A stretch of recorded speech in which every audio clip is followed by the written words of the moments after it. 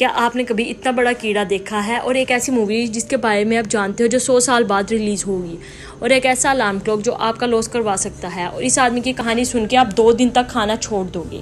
کیا آپ نے کبھی سوچا ہے کہ پرندے ان تاروں پر بیٹھتے ہیں تو ان کو شوق کیوں نہیں لگتا؟ اور کبھی سوچا ہے کہ اگر چینٹیوں میں خون نہیں ہوتا تو یہ زندہ کیسے رہتی ہیں؟ ایسے ہی فیکٹس جاننے کے لیے ہمارے ساتھ ویڈیو کے اینڈ تک بنے رہیے۔ ایک مووی جس کا نام ہے the movie you will never seen. یہ مووی آج سے 5 سال پہلے 2015 میں بنی تھی، اور اس کی ریلیز ڈیٹ 95 سال بعد یعنی کہ 21,015 کی ہے، اور اس کے پروڈیوسر نے اس مووی کو ہائی ٹیک لاکر میں قید کر دیا ہے، اور اب یہ مووی 18 نومبر 21,015 کو ہی ریلیز ہوگی۔ یہ کیڑا جو آپ دیکھ رہے ہو یہ جائنٹ سینٹی پیڈ ہے۔ عام روٹین میں جو نظر آتا ہے وہ تو صرف 1 سینٹی میٹر تک کا ہوتا ہے، لیکن یہ امیزون کے فورسٹ سے ملنے والا سینٹی پیڈ اتنا ڈینجرس ہے کہ یہ کسی بھی انسان یا جانور کو کھا سکتا ہے۔ ایک بار اس تصویر کو ذرا غور سے دیکھو اور بتاؤ کہ آپ کو کیا لگتا ہے۔ یقیناً آپ کو یہی لگے گا کہ یہ ایک ہاف کٹی ہوئی پکچر ہے، لیکن آپ یقین نہیں کرو گے کہ یہ ایک پینٹنگ ہے، اور اس کے پینٹر نے بہت ڈیٹیلنگ سے پینٹنگ کی ہوئی ہے۔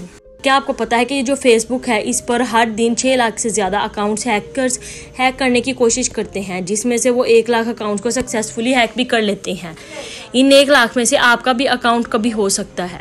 یہ جو آپ اس فلائی کے ہاتھ میں دیکھ رہے ہیں یہ دنیا کی سب سے چھوٹی بک ہے، جس کا سائز ایک نمک کے گرین سے بھی بہت کم ہے، اور آپ یقین نہیں کرو گے کہ اس بک میں 30 پیج ہیں، اور اس میں ٹیکسٹ بھی لکھے ہوئے ہیں، اور کافی پیج پر کلرفل ٹیکسٹ بھی لکھے ہوئے ہیں۔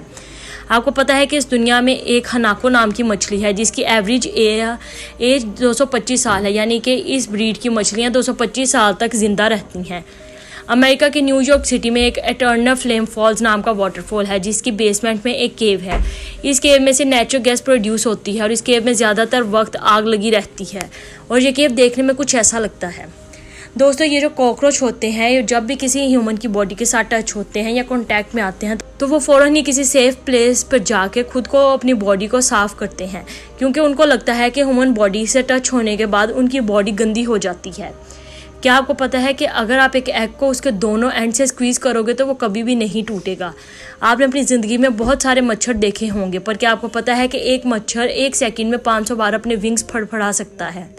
آپ جو چیز دیکھ رہے ہو یہ کچھ اور نہیں بلکہ پیسیفک اوشن میں جمع ہوا کچرا ہے، اور اس کا سائز ٹیکساس سٹی یعنی کہ 450 کلومیٹر ہے۔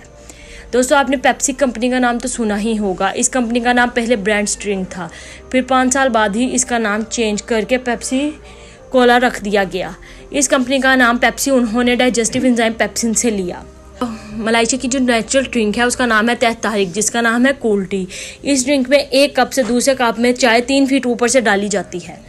دوستو، امریکہ میں ایک جون میتھنی نام کا آدمی جو کہ فاسٹ فوڈ کمپنی کا اونر تھا، اس نے اپنے فاسٹ فوڈ کو ڈیلیشیس بنانے کے لیے نیا طریقہ ڈھونڈا، جس کے لیے اس نے لوگوں کو مرڈر کرنا شروع کر دیا اور ہیومن پارٹس اپنے فاسٹ فوڈ میں ڈالنا شروع کر دیے، جس سے اس کے کھانے کا ٹیسٹ اچھا ہونے لگ گیا اور اس کی سیل بڑھ گئی، اور دیکھتے ہی دیکھتے اس نے 10 لوگوں کا مرڈر کر دیا۔ لیکن ایک دن وہ پولیس کے ہاتھوں پکڑا گیا، اور جب وہ جج کے سامنے پیش ہوا تو جج نے اس کو صرف 2 مرڈر کی سزا دی، جس پر جو بولا کہ او ہیلو، میں نے 2 نہیں 10 مرڈر کیے ہیں۔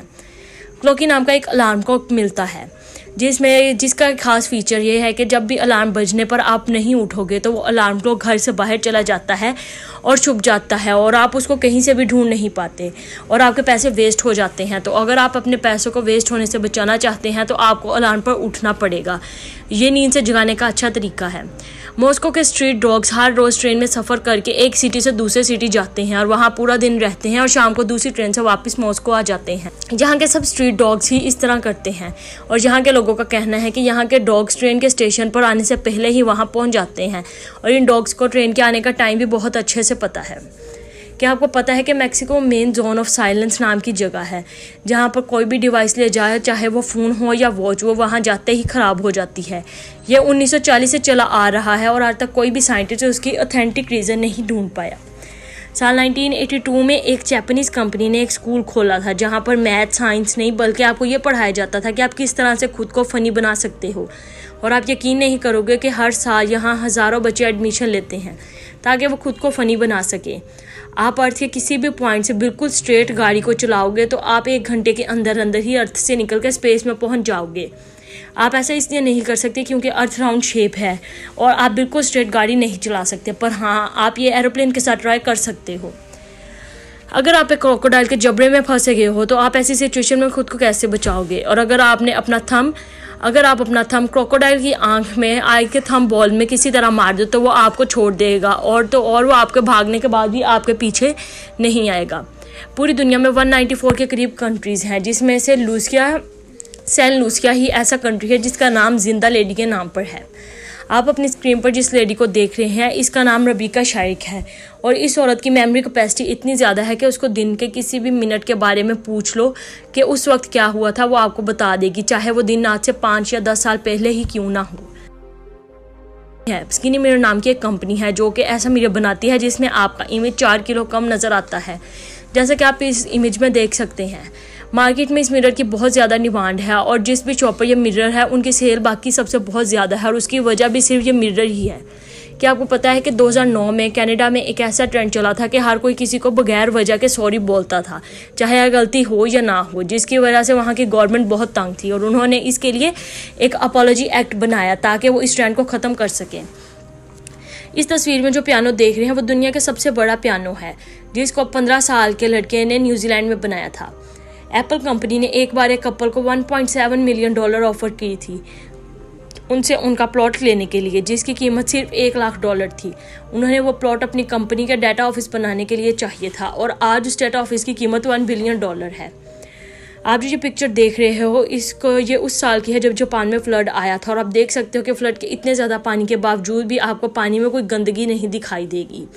دبئی کی گورنمنٹ اپنے سٹیزنز کی صحت کا اتنا زیادہ خیال رکھتی ہے کہ وہ وہاں کے لوگوں کو 1 kg ویٹ لاس کرنے پر 3 گرام سونا دیتی ہے۔ کیا آپ نے کبھی سوچا ہے کہ چونٹیوں کے پاس ہماری طرح بلڈ ہوتا ہے تو وہ مرنے کے بعد ان کی باڈی سے باہر کیوں نہیں تو میں آپ کو بتا دوں کہ چونٹیوں کی باڈی میں ہیمولمف ہوتا ہے، اور ہیمولمف ان کی باڈی میں سرکولیٹ کرتا ہے۔ ہیمولمف آکسیجن نہیں بلکہ نیوٹرینٹس کو کیری کرتا ہے، اور ان کی باڈی کو آکسیجن ان کی باڈی میں موجود پور سے ملتی ہے۔ آپ کو پتا ہے کہ یہ جو برڈز ہوتے ہیں یہ جب وائرس پر بیٹھتے ہیں تو ان کا کرنٹ کیوں نہیں لگتا، جبکہ ہم سیم اسی وائر کو ٹچ کرتے ہیں تو ہمیں کرنٹ لگتا ہے؟ اس کے 2 ریزنز ہیں۔ پہلا یہ کہ یہ بیڈ کنڈکٹر آف الیکٹریسٹی ہے، اور دوسرا یہ کہ برڈز وائر کو صرف ایک طرف سے پکڑتے ہیں، جس کی وجہ سے کرنٹ فلو نہیں ہوتا اور ان کو کرنٹ نہیں لگتا۔ ویڈیو اچھی لگی تو لائک ضرور کرنا، ساتھ ساتھ چینل کو سبسکرائب کرو اور بیل کے آئیکن کو دبا دینا۔